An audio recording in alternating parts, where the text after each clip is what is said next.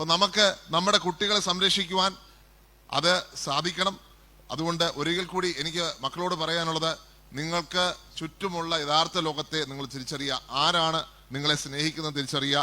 ഈ സഭയുടെ വിശ്വാസവും ഈ സഭ പഠിപ്പിക്കുന്ന പാരമ്പര്യങ്ങളും എന്നെ സംബന്ധിച്ച് എൻ്റെ ജീവിതത്തിൽ എനിക്ക് ഒത്തിരി ഗുണം ചെയ്ത, എന്നെ വഴി കാണിച്ച, ഇന്ന് ഞാൻ MLA ആയി നിൽക്കുന്നുണ്ടെങ്കിൽ ഈ സഭയിലെ ഒരു അംഗമായതിനപ്പുറം ഒരു ശുശ്രൂഷകനായി തീർന്നപ്പോഴാണ് എനിക്ക് ഈ ഒരു MLAയുടെ പദവിയിലേക്ക് വരുവാനുള്ള ട്രെയിനിങ് എനിക്ക് ലഭിച്ചതെന്ന് നിസ്സംശയം പറയാൻ സാധിക്കും.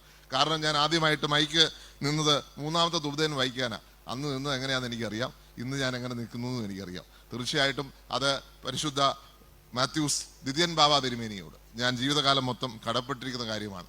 എൻ്റെ മാതാപിതാവിനും പിതാവിനോടും പറഞ്ഞു, മകനെ എനിക്ക് തരണമെന്ന് പറഞ്ഞു. അപ്പോൾ തിരുമേനി ഇരിക്കുന്നവർ പേടിച്ചിട്ട് എന്നെ ശുശ്രൂഷനാക്കി മാറ്റി. അതുകൊണ്ട് എങ്കിലും എനിക്ക് അതുകൊണ്ട് ഒരിക്കലും നഷ്ടമുണ്ടായിട്ടില്ല, നേട്ടങ്ങൾ മാത്രമേ ഉണ്ടായിട്ടുള്ളൂ. തീർച്ചയായിട്ടും സഭ പഠിപ്പിക്കുന്ന പാരമ്പര്യത്തിൽ പോകുവാൻ നിങ്ങൾ മക്കൾ പ്രത്യേകം ശ്രദ്ധിക്കുക, മാതാപിതാക്കളോടൊപ്പം. അതുപോലെ തന്നെ മാതാപിതാക്കളും ഒരു കാര്യം ചെയ്യേണ്ടത്, നിങ്ങളുടെ മക്കളെ അവരുടെ ഇഷ്ടങ്ങൾ കൂടി കണക്കിലാക്കി അതിനനുസരിച്ച് മുന്നോട്ട് കൊണ്ടുപോവുക.